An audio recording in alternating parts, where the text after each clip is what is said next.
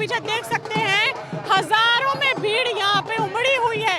बच्चा हो, बुजुर्ग हो, युवा हो, महिलाएं हो, हर उम्र का आदमी, हर उम्र की महिला यहाँ पे आई हुई है। आप देख सकते हैं कि वहाँ पीछे एक पुल बना हुआ है और उस पुल से लोग अभी भी आ रहे हैं। गिनती अभी भी नहीं रुक रही है जनता की। 10 बजे कार्यक्रम शुरू हुआ था और दोपहर हो चुकी है, जनता अभी भी यहाँ पे आ रही है। तो आप सोचिए कितने लोगों का प्यार जो है, इतने सारे लोगों का प्यार चंद्रशेखर आजाद की तरफ उमड़ा हुआ है। और खास तौर पे यहाँ पे हमें युवा ज्यादा देखने को मिल रहे हैं। 2027 में किसकी लहर लग रही है आप खुद नहीं देख रहे हैं किसकी लहर है? चंद्रशेखर भाई की। जब तो हवा खराब हो रही इनकी। हाँ,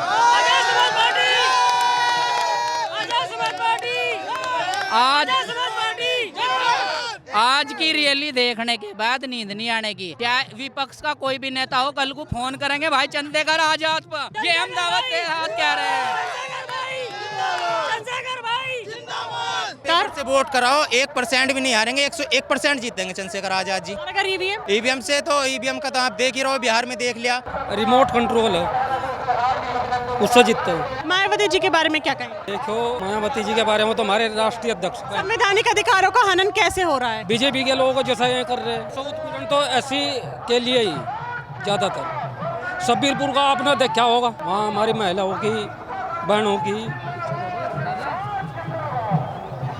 मौलिक अधिकारों का हनन कैसे हो रहा है? जनता के मौलिक अधिकार देखिए, मौलिक अधिकार का तो ये जनता के लड़ाई जैसा कर रहे हैं, ये जाना तो है ही, एक ना एक दिन तो जाना ही जाना पड़ेगा इन्हें, बीजेपी को। ज़्यादा परेशान। आप लोग महारैली निकाल रहे हैं और आप लोग का मुद्दा है संवैधानिक अधिकारों को बचाओ, भाईचारा निभाओ। तो सवाल ये है कि संवैधानिक अधिकारों का उल्लंघन या हनन कैसे हो? देखिए, ये तो वोट तो चोरी से ही तो हो रहा है ना सबको, मैडम जी। अच्छा, ये वोट चोरी करके सब इनके जो भी आदमी आगे बोल रहा नेता उसे जेल में ठोक दे, एडी इनके बस में, सब कुछ इनके बस में। आपके नजरिए में संविधान क्या है? संविधान तो हमारे सिर माथे पे क्या है? संविधान है, लोकतंत्र। तो सर माथे तो सबके है, देश संविधान से चलेगा। नहीं है, बीजेपी वाले नहीं मानते। बीजेपी वाले नहीं मानते। बीजेपी वाले मानते तो ये ऐसा हो ही नहीं था जैसा वो ये उत्पीड़न कर रहे हैं। ये तो जो बसपा वाले हैं, यही क्या ना थोड़ा बहुत हा उल्ला कर रहे हैं, नहीं कोई भी नहीं बोल रहा। संविधान क्या है? हमारा देश, मेरा नाम विपिन जाटव, वास्तव सुल्तानपुर से, जिला सहारनपुर से रहने वाला। जो महारैली निकाली गई आज मुजफ्फरनगर के अंदर, ये भाई चंद्रशेखर आजाद के लिए, जो भाईचारा एकता मिशन जो किया हमने, जागरूक देश के लिए किया। भाईचारा बनाते रहो, सबको एक समान देखते जाए। जो नागरिकता है, सब इंसान भाई समान, माता बहना सब एक जैसे हैं। इसमें जात विरात का कोई धर्म नहीं रहना चाहिए। हमारी यही गुहार है मोदी सरकार से भी, और भाई चंद्रशेखर की भी यही आवाज़ है कि एकता मिशन बनाओ, सबको भाईचारा जागरूक किया जाए। इस भारत के अंदर रहते हुए जितने भी भाईचारा है, सब इंसान, यूनियन जितने भी है, कमेटी सदस्य जितने भी है, सब एकता बनाओ। अपने में कोई दुर्भाव ना लाओ, यानी कि भेदभाव ना किया जाए, ख़त्म किया जाए। हमारा जय भी हिंदुस्तान एकता मिशन में कामयाब रहेगा, स्वस्थ भारत बनेगा। क्या ऐसा रहा जिस तरह आज मीटिंग की जा रही है, तो एक्चुअली मैम यहाँ पर कभी हमारा भारत मजबूत नहीं बन पाएगा। क्या उत्तर प्रदेश में भाईचारा और एकता बरकरार है? जी बिल्कुल बरकरार है। ये उत्तर प्रदेश में नहीं, ये पूरे भारत में भाईचारा जिंदाबाद है। इस टाइम पे एकता है, इसलिए सभी भारत के यहाँ पे आए हुए हैं मैम। तो हमारा यही कहना है कि ज़्यादा से ज़्यादा जागरूक किया जाए हमारे हिंदुस्तान के अंदर लोगों को, पब्लिक को, माता बहनों को। जो शोषण हो रहा है, ये ऐसा ना होना चाहिए। सबके लिए सब एक नज़र से देखा जाए। आपने बोला कि उत्तर प्रदेश में भाईचारा बरकरार है, लेकिन आज का तो नारा है भाईचारा निभाओ। बिल्कुल निभाना पड़ेगा, सबको करना पड़ेगा ना मैम। यो बनाओगे इसलिए तो जब भी बनेगा ना। अगर नहीं बनाओगे, भेदभाव लाओगे तो कैसे बनेगा, बताओ। तो खुद अभी बोल रहे कि एकता और भाईचारा है, तो फिर उल्लंघन कैसे हो रहा है? जो बाकी रह रहे हैं ना, जो और बिछड़ी जो वोट डाले हैं यहाँ पे और पार्टी सदस्य, जो यहाँ पर इन्हें भी जागरूक करना चाह रहे हैं हम कि इनकी भेदभाव इन बातों में ना हो, सब एक मुट्ठी बनाओ, सब भाईचारा बनाओ।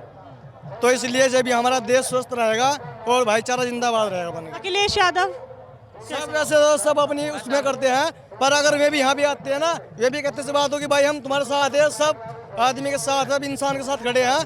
तो जब हमारा देश मजबूत बनता। अगर अपनी अपनी पार्टी मीटिंग करेंगे तो ऐसे देश मजबूत नहीं बनेगा।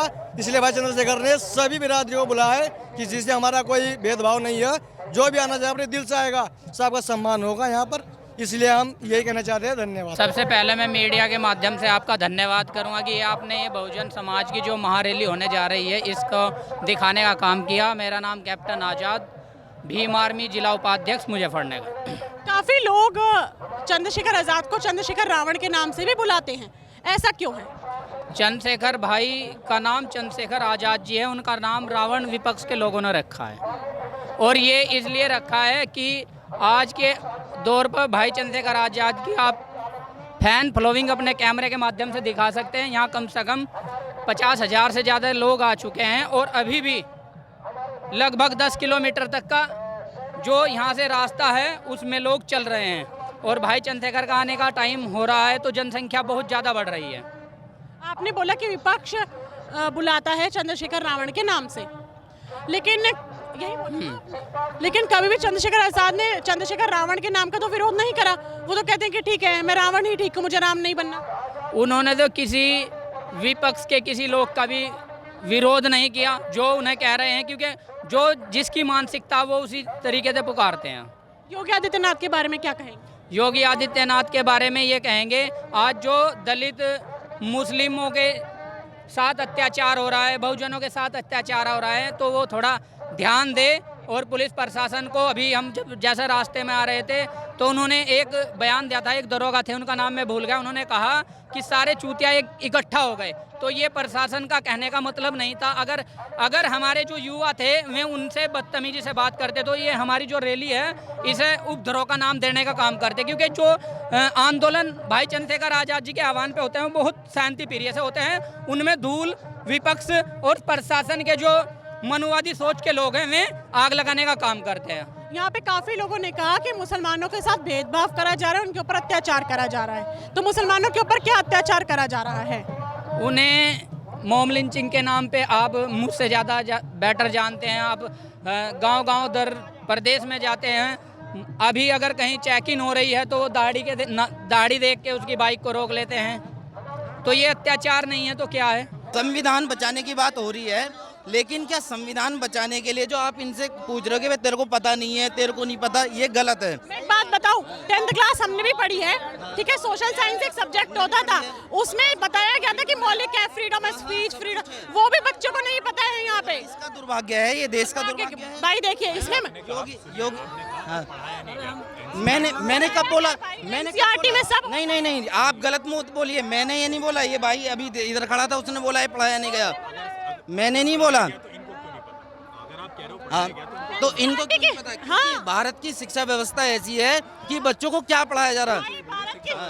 भारत की शिक्षा व्यवस्था अगर बिल्कुल ही बेकार होती तो किताबों में ये मुद्दा होता ही नहीं। मुद्दा है तो टीचर्स स्टूडेंट्स बच्चों को पढ़ाएं। बता रहा हूँ ना, अभी BLO का देख रहे हो क्या हो रहा है। अब आप BLO पे आ गए, अब आपने मुद्दा भटका दिया। पढ़ाने वाले आदमी को इधर उधर घुमा रहे हैं तो आदमी कैसा पढ़ाए? BLO का काम क्या होता है भाई साहब? जो मेरा खुद का दोस्त है इस समय TGT में। BLO आपको संविधान नहीं पढ़ाएगा, BLO आके आपको बताएगा। BLO कौन होता है? BLO वोटर ID कार्ड बनवाता है। बनता कौन है? शिक्षा BLO सरकारी टीचरों को बनाया जाता है ना।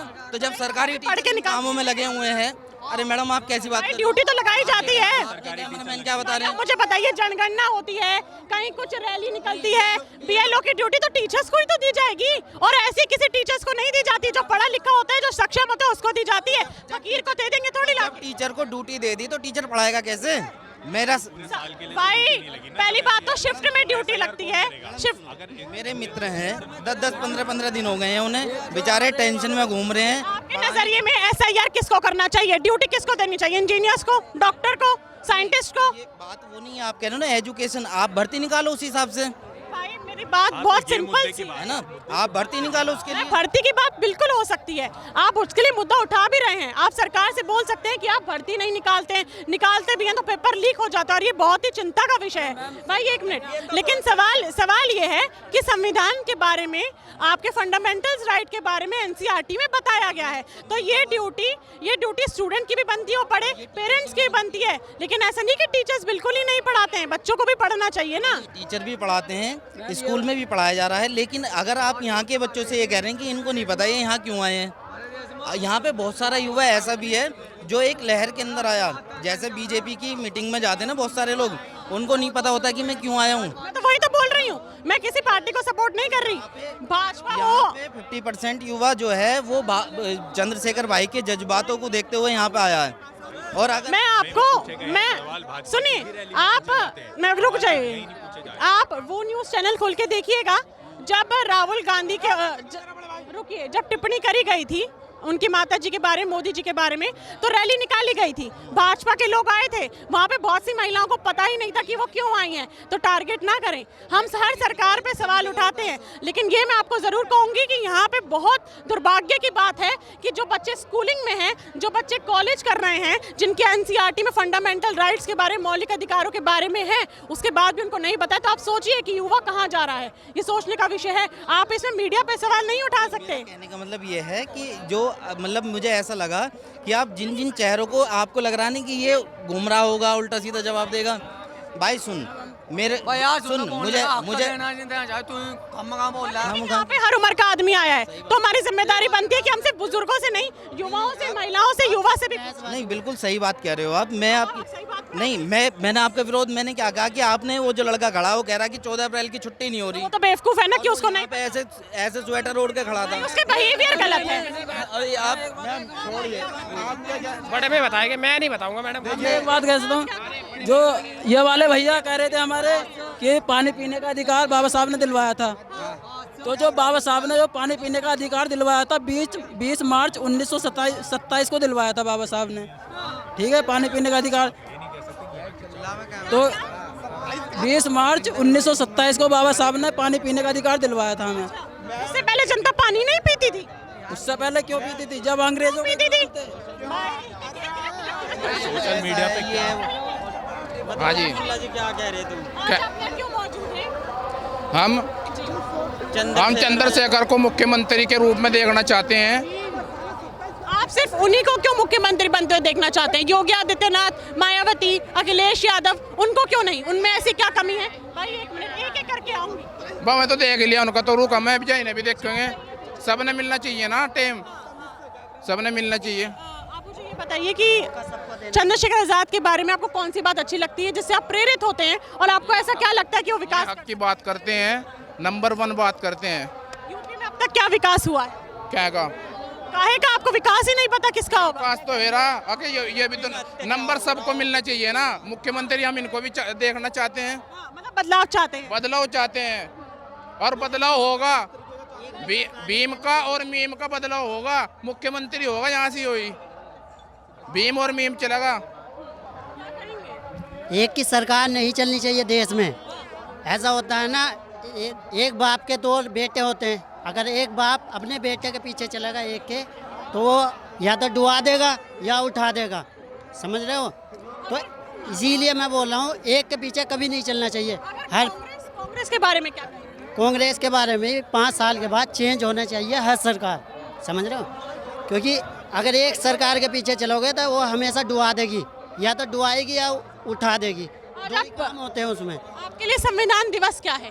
सबसे प्यारा है वो हमको। है क्या भाई, है क्या? है क्या संविधान दिवस क्या है? संविधान दिवस आज के दिन हमारा संविधान तैयार हुआ था। भाई वो तो सबको पता है, मैं बस ये पूछना चाह रही हूँ कि आखिरकार संविधान दिवस क्या है? संविधान क्या है? संविधान जो बाबा साहब ने लिखा था, यही है ना, लिखा था बाबा साहब ने, इन्होंने संविधान दिवस मनाया था। आज के दिन इनका वो हुआ था पूरा, आज के दिन संविधान दिवस पूरा हुआ था। संविधान आज के दिन पूरा, आज के दिन संविधान दिवस मनाया जाता है।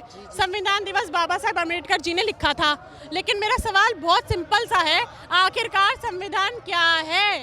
वो है क्या? भाई एक एक करके सुनो बताओ नहीं पता। आप ये बताओ। सुनो, भाई आप तो बता चुके हैं ना, पढ़े लिखे लोग हैं, पढ़े लिखे क्या सबको पता। देखिए मैम, भाई आप बता दो। एक मिनट देखिए, भाई बहुत देर से बात करी थी, मेरा कुछ लोगों पे भी जाके देखिए एक मिनट देखिए, संविधान के बारे में मैं जहाँ तक कोशिश करूँगा, संविधान क्या चीज़ है। देखिए सबसे पहले तो यदि हमारे समाज के या अदर समाज के व्यक्ति लिखे पढ़े होंगे तो उन्हें खुद ही पता चल जाएगा संविधान क्या चीज़ है। और मैं अपने बारे में बता चाहूँगा, मैं MA B.Ed हूँ मैं, और मैं भी एक टीचर के शिक्षा विभाग में कार्यरत हूँ। यदि हमें ये नहीं पता चलेगा संविधान क्या है, तो और हम क्या कर पाएंगे। आप इस महारैली द्वारा जनता को कैसे जागरूक करेंगे? देखिए, जनता को हम इसलिए जागरूक करेंगे, सबसे पहले तो हम मीडिया का सहारा लेंगे। यदि जनता चाहे 10 लाख से 20 लाख आ जाए, उस चीज़ से हमें कोई फर्क नहीं पड़ेगा। जनता को जो संबोधित या जनता को जो दिखाओगे वो आप लोग दिखाएंगे मीडिया के द्वारा। सवाल ये है कि विपक्ष कहता है काफी बार कि भाजपा के पास सिर्फ एक मुद्दा है, धर्म का मुद्दा, उसके ऊपर वोट बटोरती है। देखिए, मैं धर्म के ऊपर भी एक बात कहना चाहूँगा। सरकार चाहे किसी की हो, यदि जो आदमी धर्म की बात करेगा तो वो कहीं ना कहीं गद्दारी की बात करेगा। देखिए मैम, सबसे पहली बात ये है, जैसे कि ये आजकल का जो मुद्दा चल रहा है, बीजेपी जो है क्या काम कर रही है, ये धर्म को बांटने का काम कर रही है। ठीक है, हालांकि हिंदू और मुस्लिम, सिख और ईसाई, जो भी सारे के सारा धर्म है वो सब एक है, लेकिन इनका क्या कारण है कि इनको आपस में एक बांटना, ठीक है जी, काटना और बांटना। हालांकि हम जो हैं चंद्रशेखर भाई साहब के साथ हैं, ठीक है। आने वाली योजना में बीजेपी का नामो निशान बिल्कुल खत्म हो जाएगा। काटना और बांटना, योगी बाबा का एक नारा है, कटोगे मतलब कटोगे तो बटोगे तो कटोगे। सुनो मेरी बात, आप गलत बोल रहे हो। ये आपने बोला कि बाबा का नारा है कि कटोगे तो बटोगे, बटोगे तो कटोगे। सुनो, वो नारा किसका है? वो है योगी का, कटोगे तो बटोगे। सुनो, योगी का। तो मैंने भी योगी ही बोला था भाई साहब। बटोगे तो कटोगे, ठीक है, लेकिन हम बटना नहीं चाहते, हम सब एकजुट होना चाहते हैं। आप समझे हो? बटोगे तो कटोगे से आप क्या समझते हैं? मसला ये है, हम आपको बताते हैं, सिंपल सी बात है। ये मुसलमान खड़े हैं, ये हिंदू खड़े हैं।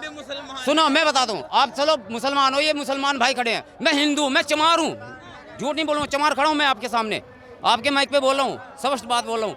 लेकिन हम किसी से डरने वाले नहीं है, चाहे बीजेपी आ जाए, चाहे कोई भी आ जाए, लेकिन हम जिसके साथ में खड़े होंगे, अब सच्चे इंसान के साथ में खड़े होंगे। धीरेन्द्र शास्त्री ने यात्रा निकाली, सुनो, धीरेन्द्र शास्त्री ने यात्रा निकाली कि हिंदू राष्ट्र बनेगा। आप ये बताइए मेरे को, हिंदू राष्ट्र कैसे बनेगा?